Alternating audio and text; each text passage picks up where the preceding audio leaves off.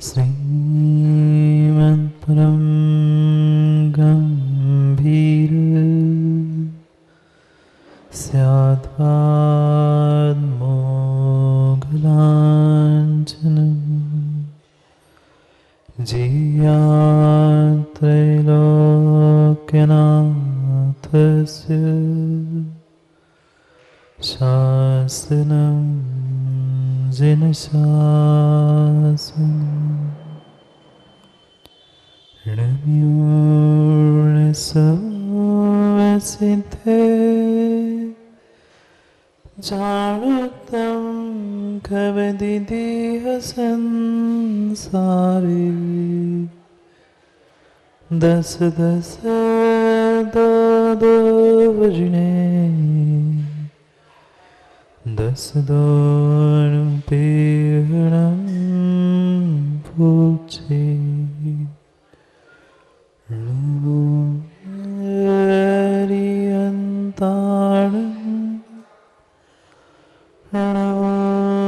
सिद्धाणं नमो आयर्याणं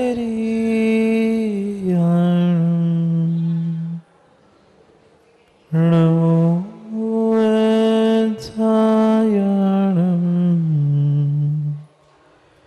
नमो लोय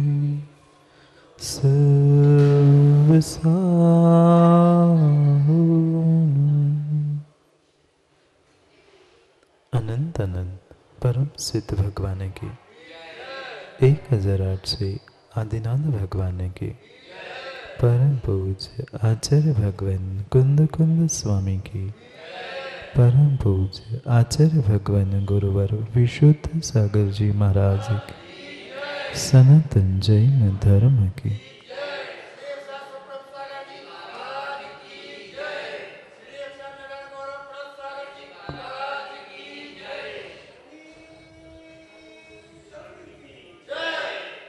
अंतिम तीर्थेश वर्धमान स्वामी के शासन में हम से विराजते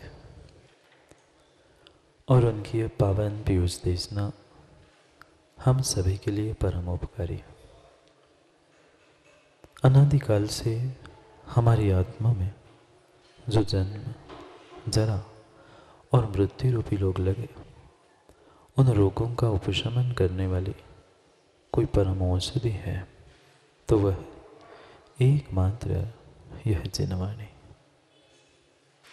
भव्यात्मा आओ आओ प्रारंभ करते हैं अपनी उस यात्रा को। आज तक बाहर की बहुत सारी यात्रा हमने कर ली, पर अपने स्वयं के अभ्यंतर जगत की, अपने स्वयं के जीवन की यात्रा नहीं की।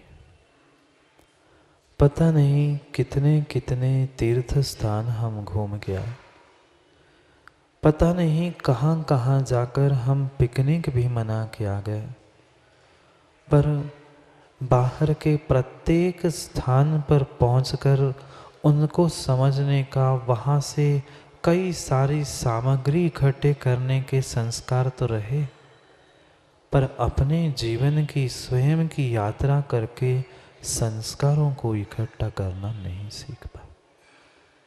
क्यों माँ? कहीं तीर्थ यात्रा पे जाते हो, वहाँ से कुछ ना कुछ नहीं मिला तो घर में प्रयोग करने वाले बर्तन जो आपके ललितपुर भी में मिलते हैं वो वहाँ से नहीं लाते। वहाँ गए थे, कुछ तो लाना पड़ेगा। जहाँ जहाँ हम जाते हैं वहाँ से कुछ ना कुछ सामग्री उठा के लाते हैं। कुछ सामग्री नहीं लाए तो वहाँ जाकर बढ़िया मुकेश शास्त्री फोटो तो खींच के, सेल्फी तो खींच के आते ही, कोई खींचने वाला हो नहीं हो, हम अपनी सेल्फी फोटो याद रहे कि हम कभी शिखर जी गए थे, हम कभी इस यात्रा में गए थे। उस सामग्री का, फोटो का कोई औचित्य नहीं होता, पर फिर भी हम इकट्ठा करके लाते।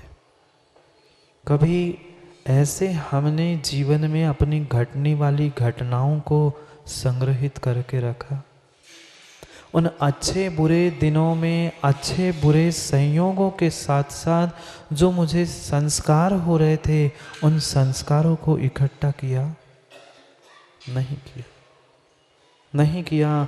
उन अच्छे बुरे घटनाओं में प्रतिपल प्रति समय जो हमें नई नई सीख, नई नई बातें मिल रही थी, शायद हम उसको उतनी ही शीघ्र भूल जाते। क्या करें? जो सामग्री उठा के लाई थी, फोटो खींच के आए थे, वह तो फिर भी पौद्गलिक थी। इसलिए संग्रह करने की हमें अनादि के संस्कार के अनुसार हम उसे संग्रह करते रहे, पर अच्छे विचारों को, अच्छे भावों को, अच्छी भावनाओं को, अच्छे शब्दों को नहीं संग्रह कर पाए, नहीं संग्रह कर पाए। और लगभग कुछ दिनों से हमारा यही प्रयास, यही पुरुषार्थ चल रहा था जीवन की यात्रा में कि मैं अच्छे अच्छे संस्कारों को इकट्ठा कर लूं। ऐसा होता ही नहीं है, ऐसा होता ही नहीं है कि किसी के जीवन में कभी अच्छे बुरे दिन नहीं आए हो।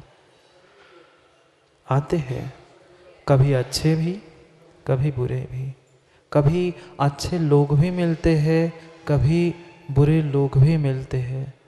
इन सबके संयोगों में उस समय मेरा मन, मेरा वचन और मेरी काय किन संस्कारों से संस्कारित थी, उस संस्कारों को ही समझना था।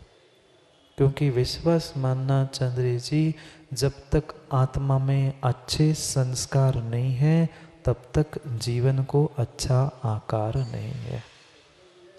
जब तक जीवन में अच्छे संस्कार नहीं है, तब तक जीवन को अच्छा आकार नहीं है। क्यों नहीं मिला आकार?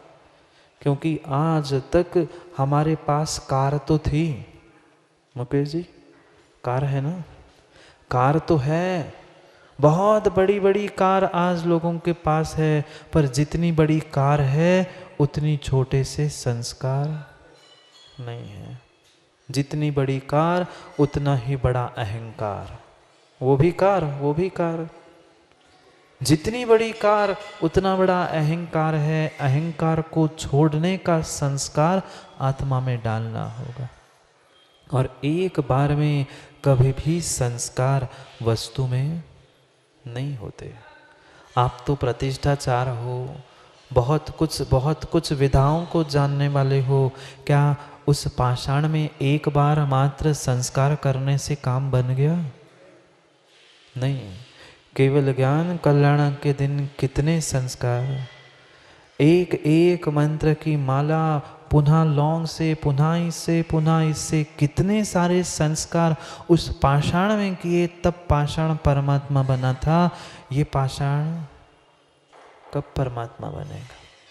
इस पाषाण को भी परमात्मा बनाने के लिए संस्कारों की आवश्यकता है। वो तो मात्र पूजने के लिए स्थापना से बनाया गया परमात्मा था, इसलिए 1 दिन, 2 दिन, 5 दिन में काम बन गया। इसे परमात्मा बनाने के लिए 2, 5, 10 नहीं, पता नहीं कितने भव के संस्कार इकट्ठे करने। जीवन को आकार देने के लिए, संस्कारों को प्राप्त करने के लिए बार बार पुनः पुनः हमें चिंतन करना होगा अच्छे भावों के प्रति, भावनाओं के प्रति। और वही पुरुषार्थ हमारा 12 भावनाओं के माध्यम से चल रहा था। भाषणोपेक्षा ग्रंथ में कुंद कुंद स्वामी जो एक एक 12 भावना समझा रहे थे, उस 12 भावनाओं में से आश्रव भावना का चिंतन चल रहा था। माँ आश्रव जारी है। एक भी समय ऐसा नहीं है, चाहे तुम अच्छे संस्कार प्राप्त कर लो, चाहे बुरे संस्कार प्राप्त कर लो, आश्रव तो जारी है।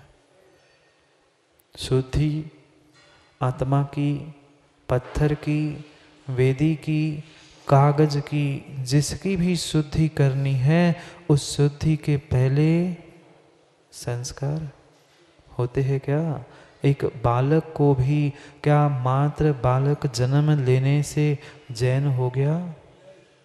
45 दिन बाद उस पे भी विधिवत संस्कार करके उसे जैन बनाया जाता है, परमात्मा के दर्शन कराए जाते हैं। ये अनूठी विधि है संस्कारों की।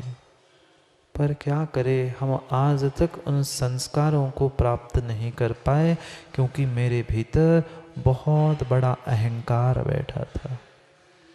चंद्रेश जी के पास कार हो नहीं हो, पर अहंकार। आज छोटे बालक से लेकर एक वृद्ध व्यक्ति तक मात्र और मात्र मेरी पूछ क्यों नहीं हुई, मुझसे पूछते ना, मैं सब कर देता। ये अहंकार ही तो था। जब तक ये अहंकार है तब तक संस्कार हमारे भीतर अच्छे नहीं आने वाले हैं। पल पल एक एक समय इस पंचम काल का जितना बढ़ता है, उतना ही जीवों का अहंकार बढ़ रहा है और संस्कार उतना ही घट रहा है। अनुभव करो ना, मैनेजर साहब, आप में अनुभव नहीं किया? जो संस्कार आप में, आपके पिता और पूर्वजों में थे, क्या वही संस्कार आपको आने वाले पीढ़ी में दिख रहे हैं? नहीं दिख रहे हैं। पर जितना अहंकार आपके पूर्वजों में था, उससे कई ज्यादा अहम आज के 4 साल के 10 साल के बालक में नहीं पाया है। प्रयास यही हमें करना है, क्योंकि जब तक ये कषाय और योग इन दोनों को छोड़ नहीं पा रहे, तब तक कर्मों का आश्रय रुकने वाला नहीं है। किंचित भी कर्मों का आश्रय रुकने वाला नहीं है। ये कषाय और योग ही इस संसार का बीज है, आश्रय का बीज है। और कुछ दिन पहले ही हमने समझा था, जैसा बीज होगा वैसा ही वृक्ष होगा, उसमें कोई दुराय नहीं है। कोई कितना ही चाहे बबूल के बीज बोकर आम के फल खाने को, वह सोच सकता है, पर प्राप्त नहीं कर सकता। पर जानते हुए भी हम उस बीज को सुधारने का या अपने उन कषाय और योगों को डायरेक्शन देने का प्रयास नहीं कर पा रहे। कुछ नहीं करना है। वर्तमान में निष्कषाय नहीं हो सकते, योग से रहित भी नहीं हो सकते। मात्र कषाय और योगों को डाइवर्ट करना है। जो मैं अशुभ में जा रहा था ना, मात्र उसे शुभ की ओर ले जाना है। एक ही साधन था शुभ में जाने के लिए, मेरे भीतर का विवेक। जब तक भीतर विवेक जागृत नहीं होगा कि ये अच्छा है, ये बुरा है, इससे मेरा जीवन खराब हो रहा है, इससे अच्छा होगा, तब तक कभी भी हम अपने जीवन को अच्छा कर नहीं सकते। विवेक के अलावा अन्य कोई साधन नहीं है अपने ज्ञान को संभालने के लिए। ज्ञान नहीं है क्या मैं गलत कर रहा हूँ? ज्ञान है, पर ज्ञान को हम विवेक के साथ प्रयोग नहीं करते, और फिर भी मात्र कहते रहे मोह नींद के जोर, जगवासी घूमे सदा। कौन जगवासी? कोई दूसरे की बात नहीं चल रही थी, मेरी स्वयं की बात चल रही थी। मोह रूपी अज्ञान से अगर बाहर निकलना है तो विवेक रूपी लगाम हाथ में आनी ही चाहिए, तभी काम बन पाएगा। विशिष्ट विवेक की सारासार ज्ञान का बोध होना चाहिए। हेय उपादेय का बोध होगा तो ही कुछ अच्छा कार्य हम निष्पादित कर सकते हैं। कितना विवेक और कितना समय हमने आज तक मात्र विकथाओं में, यहाँ वहाँ की चर्चा करने में, अनर्गल गप्पे लगाने में व्यतीत किया। ऐसे भी जीव हैं जिनके पास समय है, पर उनको समय को समझने की इच्छा नहीं है। टाइम पास करने के लिए तो घूमते हैं, इधर घूमे उधर घूमे, बाजार की एक चक्कर लगा के आ जाए, पर अपने भीतर की चक्कर लगाने नहीं पहुंचेंगे। प्रयास करना है हमें उस विवेक को अपने भीतर से खोजने का। भीतर से ही विवेक खोजना पड़ेगा, बाहर से कोई विवेक देगा, ज्ञान देगा? नहीं देगा। ये 12 भावना भी मुझे अपने ही भीतर बैठकर चिंतन रूप सतत सतत करनी होगी, सतत करनी होगी, तभी काम बन पाएगा, अन्यथा काम बनने वाला नहीं है। कैसे कैसे मन, कैसे कैसे शब्द और कैसे कैसे हम शरीर की चेष्टाओं को आज तक करते आए। 3 ही तो योग थे प्रमुख, मन वचन काया। कल तक कुंद कुंद स्वामी उस मन की बात कर रहे थे कि कैसा अशुभ मन और कैसा चिंतन हमने आज तक किया। आज कह रहे हैं उस वचन और काय की अशुभ प्रवृत्ति कैसी होती है, अपने भीतर झांक के देखो। अपने भीतर की वचन और काय की परिणति पर वे अच्छा बुरा तभी समझ में आएगा चंद्रेश जी आपको, जब आपका मोह कम हुआ होगा। नहीं तो अहंकार में गर्राने वाले, गर्राना नहीं जानते, अहंकार में गर्राने वालों की कमी नहीं है। कह भी गर्रा भी देंगे और कहेंगे हमने गलत कहा। भाई अशुभ को समझो, मानो, अपनी गलती को कम से कम स्वीकार करना सीख लो। पीयूष भाई गलती को स्वीकार करोगे तो कल कभी सुधार होने का चांस भी आएगा। ठीक है हम 100% आज सुधार नहीं कर सकते हैं, नहीं छोड़ पा रहे हैं को कसायों को, पर कम से कम भूल समझ में आ रही है, ये भी बहुत अच्छी बात है।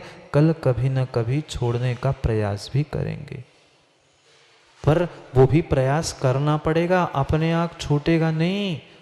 पर गलती मानोगे ही नहीं तो छोड़ोगे कब? इसलिए पहले मान लो, जान लो, पहचान लो और फिर छोड़ने का समय समय पर प्रयास भी कर लो। चाहे कसाय हो, चाहे योगों की अशुभ प्रवृत्ति हो, उन दोनों से विमुख होने के लिए बार बार कुंद कुंद स्वामी कह रहे, मन को समझाने के लिए 3-4 गाथाओं का उनको लेखन करना पड़ा और वचन काय दोनों को एक साथ कह रहे हैं। क्यों? क्योंकि आश्रव का सबसे बड़ा कोई साधन है, बड़ा कोई कारण है तो मन है। मन है, जितना हम कर नहीं पाते, जितना हम कह नहीं पाते, उससे कई गुना अधिक सोच लेते हैं, नियम से सोचते हैं। जब हमारी वाणी अशुभ है, हमारे जो क्रियाएं अशुभ है, बहिरंग अशुभ है, तो अंतरंग अशुभ होगा ही होगा, होगा ही होगा। तुम्हारा बहिरंग अच्छा हो और उसके साथ अंतरंग अच्छा हो जरूरी नहीं है, पर चंद्रेश जी तुम्हारी बाहर में गंदगी है तो अंदर तो मन में है ही है। ये पक्का है, ये पक्का है। कोई मायाचारी करके बाहर से वचनों को, शरीर को अच्छा दिखा सकता है, पर उसका मन सफेद हो, बगुला बगुला, उसकी क्रिया, उसका वचन ध्यान जैसा दिख जरूर रहा है, पर नहीं है, नहीं है, नहीं है। ऐसा बगुला भक्त, बगुला धर्मात्मा तो इस संसार में बहुत सारे हैं, पर भीतर से, जिसके भीतर वास्तव से मन से है, वह विरले ही भक्त हुआ करते। बहुत बहुत गहरी बात आज कुंद कुंद स्वामी, भले ही दोनों एक साथ कह रहे हैं वचन और काय की अशुभ प्रवृत्ति, पर फिर भी बहुत गहरी बात कह रहे हैं। वह जिसकी वचन और जिसका शरीर अशुभ है, उसका मन तो अशुभ है ही है।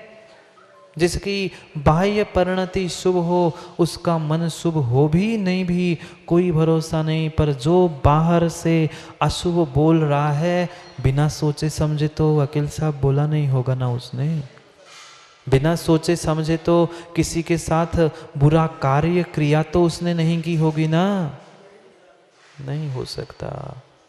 इसलिए वह क्रिया और वचन, उन दोनों की अशुभ प्रवृत्ति समझा रहे 53 नंबर के श्लोक में। पढ़ते हैं पहली गाथा को, फिर समझने का प्रयास करते हैं कौन सा अशुभ वचन है और कौन से अशुभ काय की परिणति है। पढ़ते हैं भत्तिथिराय चोर कहाओ वैणम बियाण असुहमिति।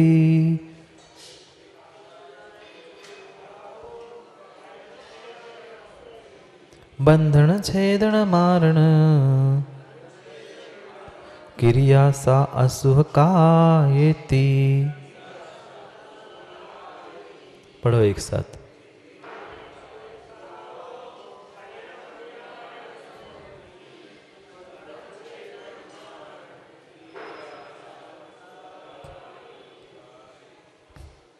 मानस, वाणी और काया से आश्रव का द्वार खुला रहता।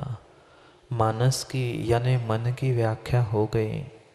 अब समझा रहे हैं वाणी और काय से मैंने कितना कितना आश्रव आज तक किया। तीनों में से कोई ना कोई एक की परिणति सतत सतत चलती रही।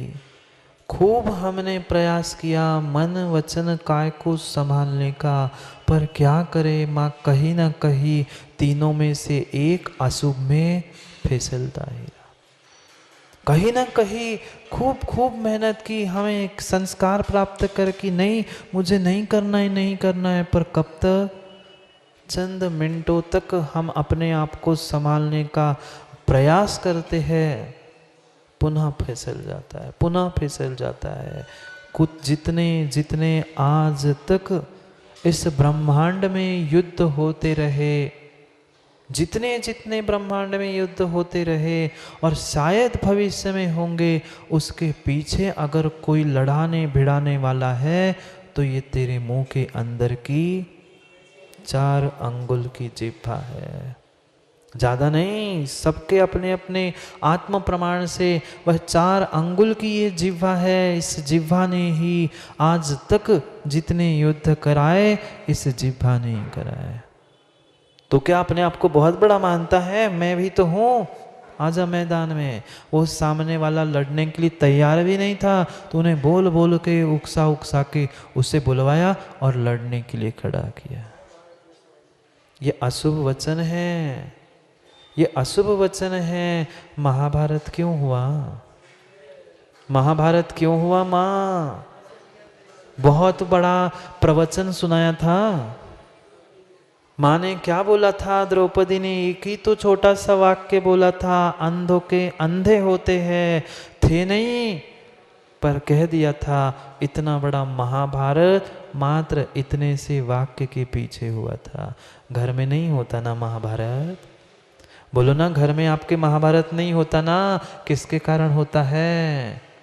दोनों में से एक ही व्यक्ति मौन लेके बैठ जाए तो कभी महाभारत रामायण घर में नहीं हो सकता। पर हम काय को चुप बैठे? तुम 1 कहते हो, हम 4 कहते, तुम 4 कहते हो, हम 10 कहते। विचार करो, ये प्रत्येक मेरी परिणति वचनों की अशुभ है। कोई प्रयोजन नहीं था, कोई प्रयोजन नहीं था। पता चला अच्छी बातें चल रही थी, दोनों मित्र बैठे थे, पर मात्र लड़ाई किस बात पे हुई, किस बात पे बहस हुई? टीवी पे चैनल देखने के चक्कर। और इतनी इतनी बड़ी लड़ाई हुई कि एक दूसरे को मार मिटने को तैयार हुए। मार मिटने को क्या आपने सुना नहीं? साक्षात मार ही डाला। कई सारी ऐसी सत्य घटनाएं, टीवी के चैनल टीवी फोड़ डाले, घर बर्बाद कर दिया। मात्र इन 4 अंगुल की इस जिह्वा में इतनी इतनी इतनी शक्ति है। चाहे तो वो सबको एक कर सकती है और चाहे तो पूरे घर परिवार को तबाह कर सकती है। घर परिवार देश राष्ट्र समाज सबको तबाह करने वाली ये 4 अंगुल की जिह्वा है, ये वचन है। कितने कितने अशुभ वचनों का हमने प्रयोग किया, मां नहीं किया? बेटे को जिसको 9 महीने गर्भ में पाला था, जब आपकी बात नहीं मानता है, आपने नहीं कहा नासमेटन को मर जाता, मुंह काला कर ले, क्यों मेरे सामने आया है? बोल नहीं पाए। मन में तो ऐसे ही लग रहा था कहाँ से ऐसे मेरे पल्ले पड़ा है ऐसा। ये अशुभ अशुभ ही वचन चल रहा है, अशुभ वचनों से ही तो आज तक काम बिगड़ा है। मन में था, ठीक है, तुमने अपने लिए कर्मों का आश्रय किया था, युद्ध तो नहीं हुआ था, रामायण महाभारत तो नहीं हुआ था। आज घर घर में रामायण महाभारत मात्र और मात्र शब्दों के पीछे होता है। तूने ऐसा क्यों कहा? ठीक है, बाकी तो मान लिया, स्वीकार कर लिया, पर सबके सामने तुमने कहा ही क्यों? बस उस पे हो गई। अब ऐसी लड़ाई हो गई कि तुमने मुंह देखना एक दूसरे का बंद कर लिया। काय के मित्र और काय के तुम गुरु के भक्त। पहचानो अपनी अपनी स्वयं की परिणति। एक एक विशेष विशेष व्याख्यान करते हुए कुंद कुंद स्वामी कह रहे हैं, भत्तित्य राय चोर कहाओ। चार विखता, वे चार विखताओं के कारण ही आज मेरा घर परिवार समाज बर्बाद हो रहा है। नहीं है, जो शुद्धि की आवश्यकता थी, चतुर्विध शुद्धि। मुनिराज को कभी आहार दिया? मुनिराज को आहार देते समय चार शुद्धि बोली, मन शुद्धि, वचन शुद्धि, काय शुद्धि, आहार जल शुद्ध है। इन चतुर्विध शुद्धि को सुने बिना मुनिराज आहार ग्रहण नहीं करते। पर क्या वास्तव में मन शुद्धि, वचन शुद्धि, काय शुद्धि थी? ए चल हट पीछे, मेरा चौका है, तू कहाँ से आ गया? हमें तो देने ही नहीं दे रहा है। ये क्या था? वचनों की अशुद्धि थी, अशुभ परिणति थी। वहां तो तुम्हें कितना पुण्य एकत्रित करना था। आपके घर में वैसे ही आहार हो रहे थे, पर तुमने दूसरे को धक्का दिया, पीछे किया, मेरा चौका है, मैं दूंगा। आ गया बहुत बड़ा तुम। मैं तो 50 साल से आहार दे रहा हूं, तू आज आहार देना सीख गया, तू क्या मुझे सिखाता है? ऐसे नहीं होता ना। होता है। यही तो अशुभ परिणति है। चार विखता, चारों विखताएं प्रति समय। चार विखता के अलावा आज वर्तमान का जीव कुछ कर ही नहीं रहा है। भक्ति भक्त यानी भोजन कथा, इत्थि यानी स्त्री कथा, राय यानी राज कथा, चोर यानी चोर कथा। चारों कथाएं करते हैं। इन चार कथाओं के अलावा हम परमात्मा के चरणों में भी नई कोई बात नहीं करते हैं माँ? सही बताओ ना, क्या पूछते हो एक दूसरे से? परमात्मा के चरणों में बैठकर भी यही चर्चा चलती है। अब दिवाली आ रही है, क्या तुमने बनाया और कैसे बनाया, क्या नहीं किया, बस यही चर्चा चलती है। किसके घर में क्या हो गया, किसके बहू ने क्या किया, बस इसके अलावा और क्या चर्चा? इस दुकान से ये ले आना, उस दुकान से वो ले आना, ये सब कुछ विकता है। माँ भले ही मंदिर में नहीं करते, घर में। आप बोलो ना, मंदिर घर से क्या मतलब है? वो तो स्थान था। वह चाहे मंदिर हो, घर हो, आश्रय तो जारी है। आश्रय तो जारी है। भोजन बिचारे दो टाइम, प्रतिमाधारी है, 2 टाइम भी नहीं करते, 1 टाइम करते हैं। पर बेचारे सुबह से लेकर शाम तक भोजन कथा, इसका क्या, वैसा कैसा, ये कैसे बनना है, बस खाने पीने की चर्चा, ये खाऊं, वो छोड़ूं, बस छोड़ने की चर्चा नहीं, खाने की चर्चा होती है। आप कितना ही ऐसी कर लो, पर वह चर्चाएं, क्योंकि मिलने का एक ही तो स्थान है, माँ मंदिर नहीं तो मंदिर के बाहर जाके दरवाजे पे घंटों बातें चल रही है। उसमें ये पढ़ा था, उसमें ऐसा दिखाया था टीवी पे, ऐसा बनाना है, हो गई। कितनी बार खाते माँ? कितनी बार खाते हैं? 2 बार खाते हैं, पर चर्चा कितनी बार करते हैं? सुबह से लेकर शाम तक भोजन कथा ही चलता है। खाने के लिए तो 4 रोटी नहीं गिन के खाते, और चर्चा पता नहीं पूरे घर को, परिवार को, पूरे समाज को खिलाने की होती है। आश्रय नहीं हो रहा, अशुभ का आश्रय हो रहा है। क्रिया कर रहे हो वहाँ तो हो ही रहा है पाप का आश्रव, पर तुमने बोल बोल के उस क्रियाओं के विषय में कितना और कर्म का आश्रव करके रखा है, थोड़ा सा विचार कर लो। थोड़ा सा कुछ बिगड़ गया, वकील साहब आपस में खटपट हो गई, जल्दी से उठा ले इसको। बेटा भी पिता के बारे में सोचता है, अरे बूढ़े हो गए कब तक संभालूं, मर तो जाता। कहने वाले भी हमने कानों से सुना है, महाराज जी ऐसा आशीर्वाद दो जल्दी से खिसक जाए, वो भी फ्री हम भी फ्री, फिर आपकी सेवा में आए। ये काय की सेवा, जो घर में बैठे उनकी तो सेवा कर, गुरु की बाद में कहने की बात कर रहा है, उनको मार के गुरु की सेवा नहीं होती भैया। ऐसे भी वचन बोले जाते हैं, पर विश्वास मानना, ऐसे बोलने से कोई मरने वाला नहीं है, कोई मरने वाला नहीं। आप कितना ही कह दो माँ बेटे को, माँ नाश मेटन को मर जाता, भाग जाए यहाँ से, आपके कहने से कोई ना मरने वाला है ना भगवान किसी को उठाने वाले हैं, पर तुम्हें तो कर्मों का आश्रय हो चुका है। अगर किसी के कहने से होता ना तो कोमल दादा इस संसार में कोई जिंदा ही नहीं रहता, जिंदा ही नहीं रहता। कोई ना कोई शत्रु ऐसा बोलने वाला मिलता ही मिलता है। कोई किसी के बारे में अच्छा पंचम काल में सोचता ही नहीं है, ना बोलता है। इतना अशुभ बाहर निकल रहा है। जिस बेटे को पाला पोसा, उसको जिसके साथ जीवन बिताया, उसको मरने की बात अगर हम सोच रहे हैं, कह रहे हैं, तो भीतर कितनी अशुभ परिणति चल रही होगी, अनुमान से जान लो, जान लो अनुमान से। माँ प्रश्न पूछ लूँ क्या? भोजन बनाते हो आप लोग अच्छा कि कच्चा? कच्चा। अच्छा भोजन बनाते हैं तो चावल भी बनाना जानते हो क्या? चावल भी बनाना जानते हो क्या? चावल बनाना जानते हो आप? कौन से खेत में बनाते हो चावल? अभी तो कह रहे चावल बनाना जानते हैं, कौन से खेत में बनाते चावल? चावल बनाते कि भात? कितनी झूठ बोलते, चावल बनाते कह रहे हैं। महाराज को भी कहते महाराज जी खाओ चावल। अब सूखे चावल, चावल अनाज होता है और बनने के बाद माँ भात होता है। आप क्या बनाते हो बोलो? आप भात बोलेंगे। माँ जो भात आपने बनाया था किस में रख के बनाया था? कुकर में बनाया था। जब कुकर जब आपने लगाया था उसके बाद 10-15 मिनट में कुछ बचता है क्या? सीटी बजती है। कितने ज्ञानी है, बहुत ज्ञानी है यहाँ की माता है। जो सीटी बजती है माँ, तो सीटी बजने से पता चल जाता है क्या अंदर के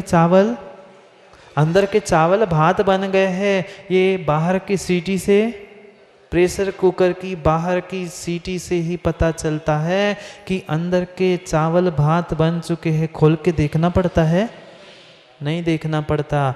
जैसा चावल, जैसा समय, जो सामग्री अंदर रखी है, वैसे 2-3 सीटी लेकर समझ में आता है। बाहर जब सीटी बज रही है, अंदर पके हुए चावल का ज्ञान होता है। बाहर तुम्हारे क्रोध कसाय अशुभ परिणति चल रही है, अंदर कितनी क्रोध कसाय और कितनी अशुभ परिणति चल रही होगी, समझ में आता है। एक प्रेशर कुकर की सीटी से समझ में आता है कि अंदर गर्मी बढ़ गई है, तभी तो बाहर निकल रही है। अंदर अशुभ परिणति अति हो रही है, तब वचनों से और शरीर से निकल रही है, तभी बाहर निकलती है। उस प्रेशर कुकर की भाप जब भीतर वह भाप भर जाती है, ऐसे ही जब हम उन विकताओं से अपने भीतर, कसायों से अपने भीतर भर जाते हैं, तब निकलता है वचनों से। अब फिर उसके बाद होता है फिर शरीर से पाप। भोजन कथा, ये भोजन कथा नहीं थी। नहीं तो कह दे चंद्र जी महाराज जी आप भी तो भोजन कथा कर रहे थे भात और चावल पूछकर। मैं दृष्टांत देकर समझाने का प्रयास कर रहा था कि कैसी हमारी परिणति है। जो भोजन बनाने की प्रक्रिया, उसके विषय में सुबह शाम चर्चा चल रही थी। माँ शाम का भी भोजन बनाते आप लोग? शाम का भी भोजन बनाते हैं। फिर जो शाम का भोजन बनाना था वो तो शाम को ही तैयारी करते होंगे ना? शाम के भोजन की शाम को ही तैयारी करते हैं ना?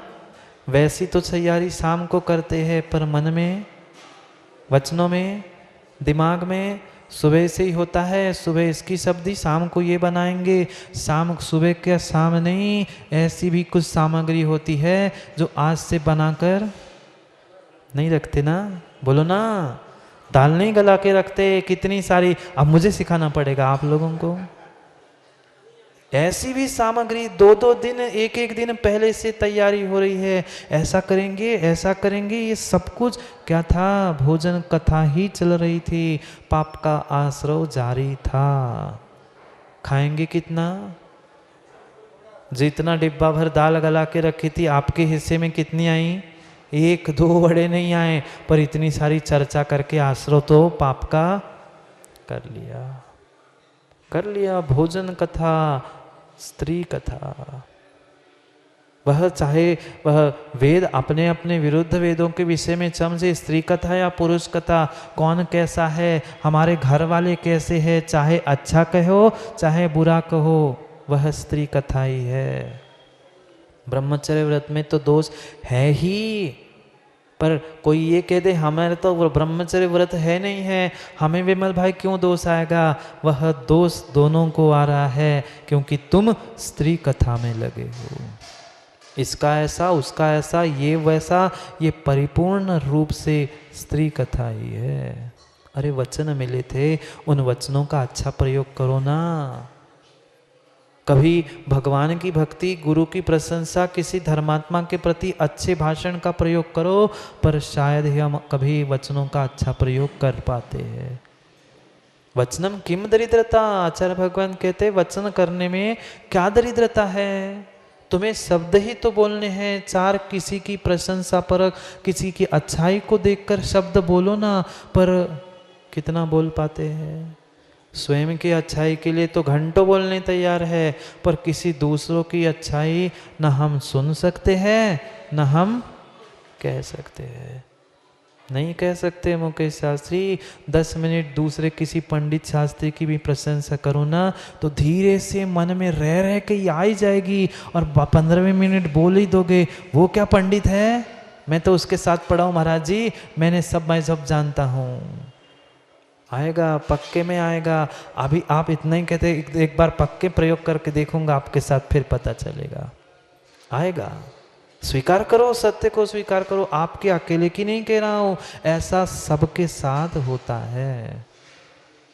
ये कितनी विकताओं में हम लगे हैं। कहते हैं चंद्रेश पंडित जी, महाराज जी ज़्यादा टीवी नहीं देखता हूँ, मात्र कभी कभी न्यूज़ चैनल और प्रवचन देखता हूँ। न्यूज़ चैनल पे देखते क्या हो भैया?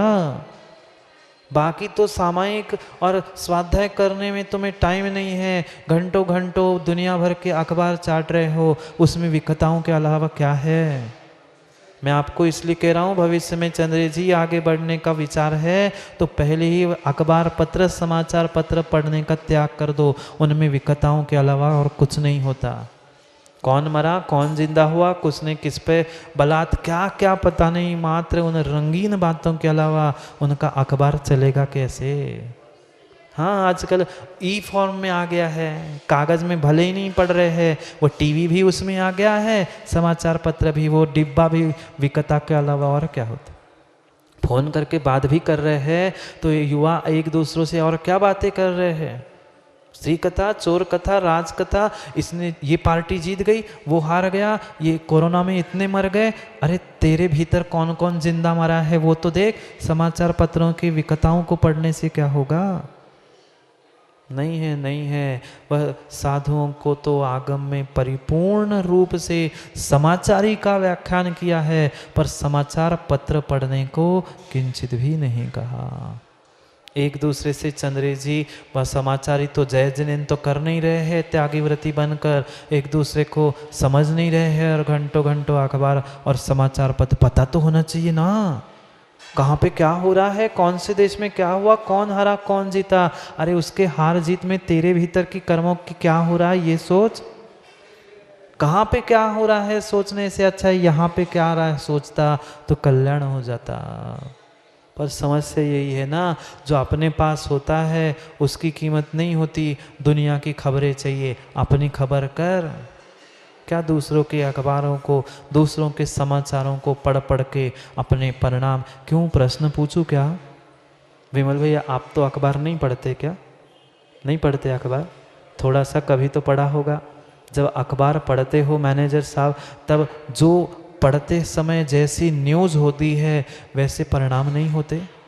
कुछ क्षण के लिए तो लगता है अरे अरे कोई अपने पक्ष का हो, अपने देश की हार हो गई, अरे अरे हार गया। वही कोई दूसरा हो जो अपने देश से दुश्मनी करने वाला हो, उसके विषय में कुछ अच्छा हुआ, उनको ऐसे होना चाहिए था। भले ही कुछ कहो, चंद क्षणों के लिए, मिनटों के लिए, भले घंटा भर नहीं था, पर मिनटों में चंद मिनट तो परिणाम हुए थे। उतने में कितने सारे कर्मों का आश्रय कर लिया, कितने सारे कर्मों का आश्रय कर लिया। ये राज्य कथा है, ये राज्य कथा है। जहाँ जहाँ राजनीति है, छल कपट है, नीति का साम्राज्य है, वहाँ वहाँ ये राज्य कथा ही है।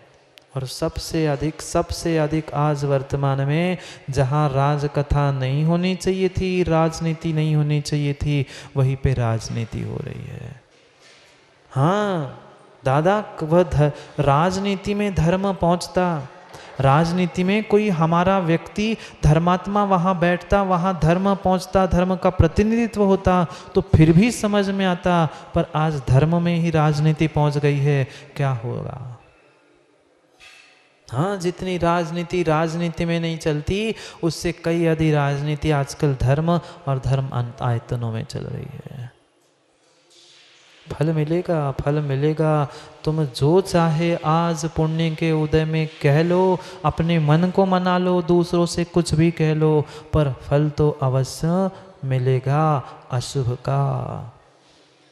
जो तुम दूसरों के साथ राजनीति कर रहे थे, धर्म स्थानों में, धर्म के भीतर पहुंचकर धर्मात्मा बनकर, क्या वैसे परिणाम नहीं हुए थे? मन में नहीं सोचा था मैं इसके साथ ऐसा कर दूंगा तो ऐसा होगा, फिर मैं ऐसा कर दूंगा फिर ऐसा हो जाएगा, ये सोच के मन को अशुभ कर दिया।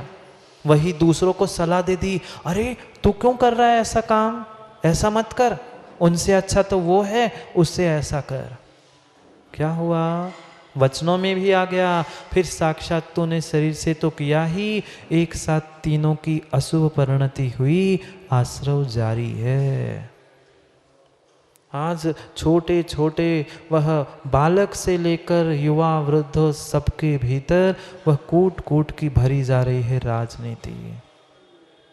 तुम किसी के साथ नीति नहीं कर सकते। राजनीति, वह अच्छी नीति, बुरी नीति, मायाचारी नीति, सब नीति एक तरफ है और पुण्य की नीति एक तरफ है। जिसके पास पुण्य की नीति है उसके सामने सब नीति फेल है। कर लो जो चाहे नीति, कभी भी तुम उस नीति से अपना वर्चस्व दिखाने का प्रयास तो कर सकते हो, पर जिसका पुण्य का उदय है उसके पुण्य को दबाने का नहीं कर सकते, नहीं कर सकते।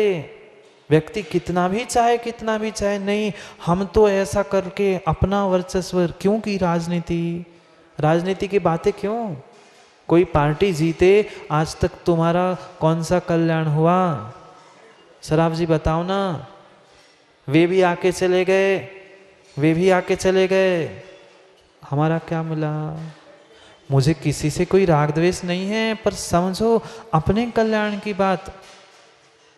घंटों घंटों चर्चा चल रही है, वो ऐसा वो वैसा, इसको जीतना चाहिए था, उसको हारना चाहिए था। क्या हुआ? राजकथा में पूरा समय बर्बाद किया, पूरा समय मात्र उसकी राजकथाओं में बर्बाद कर दिया। वे न्यूज़ में इन 4 कथाओं के अलावा समाचार पत्रों में और क्या होता है? जब जब न्यूज़ पढ़ते हो तब तब तुम फ्यूज हो जाते हो। फ्यूज नहीं जानते बल्ब? जैसे ही न्यूज़ पढ़ते हैं वैसे फ्यूज हो जाते हो, कुछ क्षण के लिए उस विषय में ही घुस जाते हो। दिन भर कभी कभी ऐसी कुछ घटनाएं होती है जिनको देखकर दिन भर तुम्हारे दिमाग में वही चलता है, वह अरे ऐसा हुआ था, ऐसा हो गया था, बस हो गया, पूरा दिन तुम्हारा खराब हो गया। इसलिए बचने का प्रयास करो। ये चारों कहायो वैणम वियाण असुहदी, ये चारों कथाएं अशुभ वचन हैं, उसको जानो, समझो, पहचानो। चोर कथा की कहना ही क्या, चोर कथा की तो कहना ही क्या। कितनी बढ़िया हम एक दूसरे को चोरी करने की सलाह देते हैं, नहीं देते वकील साहब? वकील, सीए, उनका काम ही क्या होता है? कैसे सरकार से टैक्स बचाए, तो सरकार का एक उस क्लाइंट का तो तुमने कल्याण किया किसी अपेक्षा से, पर सरकार से तो चोरी करवाई, सरकार से तो चोरी कराई ही कराई है। जितने जितने झूठे दस्तावेज, झूठी गवाही, जितना ये सब कुछ चल रहा है, ये परिपूर्ण रूप से चोरी है। और उसके विषय में सलाह देना परिपूर्ण रूप से चोर कथा है। हम जानते हैं कि ये सामग्री सस्ती मिल रही है बाजार के भाव से, तो कहीं ना कहीं गड़बड़ है, पर ऐसे भी लोग हैं जान के चोर बाजार में खरीदने के लिए जाते हैं। क्यों? दिल्ली तो पास है तुम्हारे, लोग मात्र चोर बाजार देखने के लिए आते हैं, दिल्ली खरीदने के लिए आते हैं। क्या पता नहीं था चोरी का था? जग जाहिर है, फिर भी वहाँ से लेंगे। खरीदी तो अशुभ काय हुआ, दूसरे को सलाह दी या लेके आने के लिए कह दिया है, तुम्हारे अशुभ वचन हुए और बिना अशुभ मन के ये दोनों की परिणति नहीं हुई थी, नहीं हुई थी। अरे बोलना ही है, अच्छा बोलो ना, सोचना ही अच्छा सोचो ना। क्यों व्यर्थ राजनीति में, क्यों व्यर्थ भोजन कथा में अपने दिमाग को लगा रहे हैं? मात्र पूरा समय इनके अलावा कुछ नहीं है। भोजन जितना मीठा नहीं होता, भोजन जितना मीठा नहीं होता, उससे कई अधिक मीठा अखिलेश चाचा ये शब्द होते हैं। नहीं खिलाओ किसी को, रूखा सूखा खिला दो माँ, पर 4 मीठे शब्द बोलकर उसको रूखा भी खिलाओ ना, तो वो प्रसन्न होके जाएगा। और किसी को खूब पकवान खिलाना और जाते समय कुछ बोलना, फिर पता चलेगा। ऐसा ही कुछ हुआ। एक मंत्री थे, राजा के दरबार में रहते थे। राजा ने पूछ लिया सबके सामने दरबार में ही, अब राजा तो राजा, औरे आए सो औरे आए, राजा के क्या भरोसा उसे और आए। उसने पूछा सबके सामने, नहीं बताओ, सभी लोग यहाँ बैठे हैं, ये बात बताओ कि भोजन में सबसे मीठा कौन सा पदार्थ होता है? राजा ने सबसे पूछा कि भोजन में सबसे मीठा कौन सा पदार्थ होता है, बताओ। अब जिसको जो पसंद है उसके लिए वो मीठा है, जिसको जो पसंद होता है मीठे में उसके लिए वो पसंद मीठा होता है। किसी ने रसगुल्ला, किसी ने बर्फी, किसी ने पेड़ा, किसी ने कुछ, सब कुछ सबने बता दिया। मंत्रीवर चुप थे, मंत्री ने कुछ नहीं बोला। अब राजा से रहा नहीं गया, जो राजा की पसंद की चीज़ें थी राजा ने उन सबके लिए स्वीकृति दी, हाँ ये मीठा है, हाँ ये मीठा है। पर मंत्री बोल नहीं रहा था। मंत्री तो और होशियार होते, मंत्री चुपचाप बैठे थे। राजा ने पूछा कि भाई तू क्यों चुप है, कुछ तो बोल, मीठा क्या होता है पदार्थ में, भोजन में? मंत्री ने कहा, राजन ये सब लोग झूठ बोल रहे हैं। मंत्री साहब आप क्या कह रहे हो? हाँ राजन, मैं परम सत्य कह रहा हूँ, ये जितने लोग कह रहे हैं ये मीठा है, ये मीठा है, ये मीठा है, ये सब झूठ बोल रहे हैं। कहते कैसी बात करते हो मंत्री, क्या आज तक आपने मीठा भोजन किया नहीं है क्या? कहता मैं तो कई बार मीठा भोजन कर चुका हूँ, पर राजन आप पक्का मान ला, ये सब झूठ बोल रहे हैं। मीठा भोजन नहीं होता, मीठी वाणी होती है, मीठे शब्द होते हैं। वो कहता है नहीं मंत्री, कुछ बात हजब नहीं हुई, तुम्हारी मीठी वाणी मुझे पेट में उतर नहीं रही है। वो कहता है ठीक है, नहीं हजब हो रही है तो क्या कर सकता हूँ, पर सत्य है। नहीं, अब तूने बोला है तो मुझे मीठा करके बताओ, मीठी बात बता के बताओ कि तू कौन सी वाणी, कौन से शब्द मीठे होते हैं। उसने कहा ठीक है, बस 3 दिन का समय दिया जाए, 3 दिन में आपको मैं साबित करके दिखा दूंगा कि मीठे भोजन से भी मीठा अगर कुछ है तो वाणी होती है। मंत्री तो मंत्री था, वैसे ही मंत्री होशियार चालाक होते ही है। तो उसने 3 दिन का समय लिया। 1 दिन बीत गया, दूसरा दिन बीत गया, तीसरा दिन उसने महारानी को भोजन के लिए बुलाया। उसने महारानी को बढ़िया भोजन के लिए बुलाया।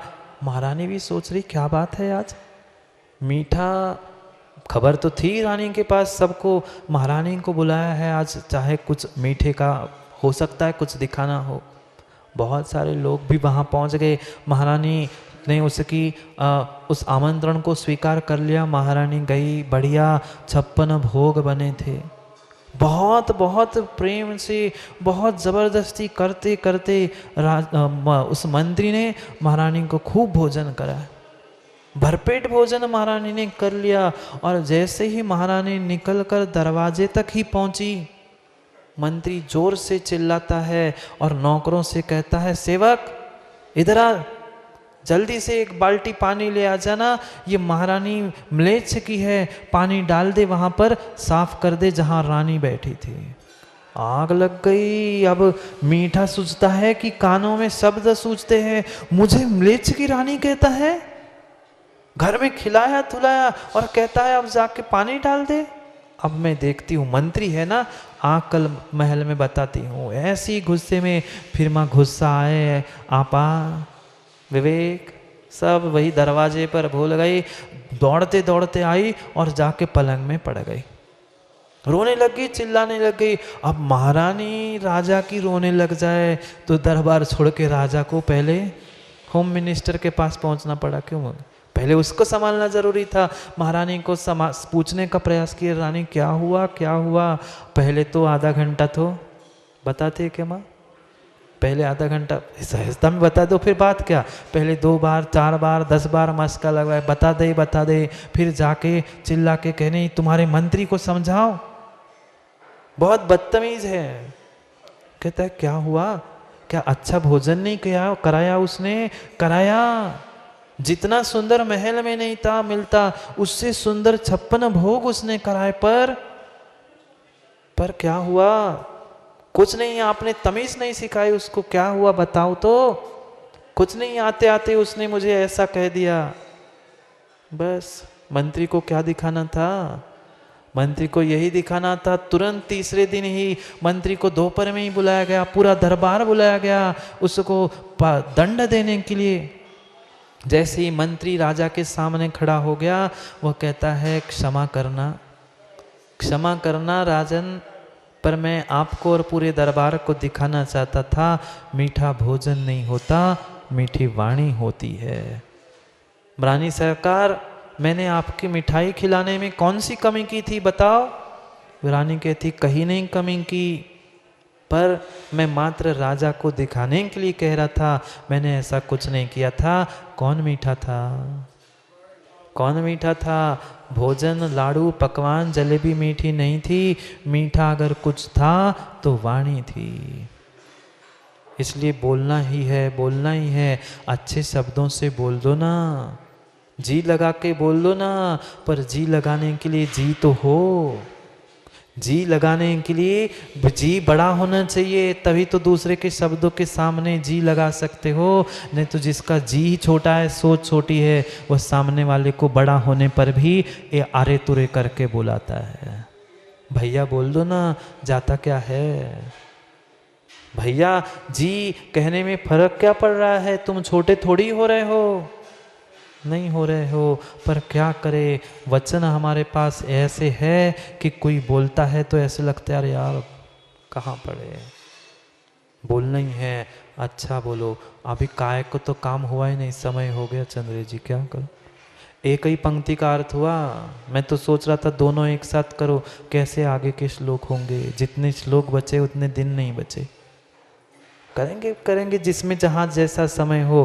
काय की भी व्याख्या करनी, अशुभ शरीर की कैसी चरण परिणति होती है, शुभ तो छोड़ दो, सामान्य तो छोड़ दो। ऐसे भी जीव है बिना गाली गलौज के बातें ही नहीं शुरू करते, बिना गाली गलौज के बातें ही नहीं करते। क्या हो रहा है कर्मों का, ये समझो, विचार करो। अगर जीवन में कुछ बनना है मुकेश शास्त्री, तो दुनिया का सुनना सीखना होगा। ठीक है, तुम्हें किसी से कुछ नहीं कहना, पर तुम्हें अगर ऊंचाई को प्राप्त करना है तो दुनिया की 1000 बातों को, क्यों सौरभ, तुमने तो खूब गुरुजी का विहार किया, कहाँ से कहाँ तक कितना कुछ सुनने मिलता था। लोग ऐसा, तुम्हें क्या पैसे पे रखा है? कितने पैसे देते महाराज जी सेवा कर रहे? तो ऐसा भी सुनना पड़ता है। क्या सुना नहीं तुमने? सुनना पड़ता है। अगर बड़ा बनना है, अच्छा अपने जीवन को करना है, कुछ अच्छा चाहते हो तो बहुत कुछ सुनने की ताकत भी रखनी होगी। सुनो बहुत कुछ पर बोलो बहुत कम। कम बोलना और ज़्यादा सुनना, यही एक साधु पुरुष का और सच्चे श्रावक का लक्षण है। हाँ, यही तो सत्य है। चंद्रेश जी कह रहे एक ही मुँह है और दो कान हैं, इसलिए दोनों से सुनो और कहते समय एक ही से कहो। नहीं कहो बहुत अच्छी बात है, पर कहना ही तो एक ही से कहो। समय हो गया है, करेंगे कल अशुभ काय की चर्चा समय पर। क्या करें, कहना तो बहुत होता है, फिर विमल भैया को चाबी बजने लगती है जेब में, फिर माताओं की सीटी पीछे से आवाज़ आने लगती है। नहीं तो मैं तो शुरू हूँ पर वे पीछे के पीछे खिसकने लगते, वे खिसके इसलिए मैं खिसक जाऊँ। समय खो गया है। कल पुनः समय पर समय की बात करने के लिए कल समय पे मिलते हैं, क्योंकि समय पे किया गया काम समय को दिलाता है। बोली भगवान महावीर स्वामी की।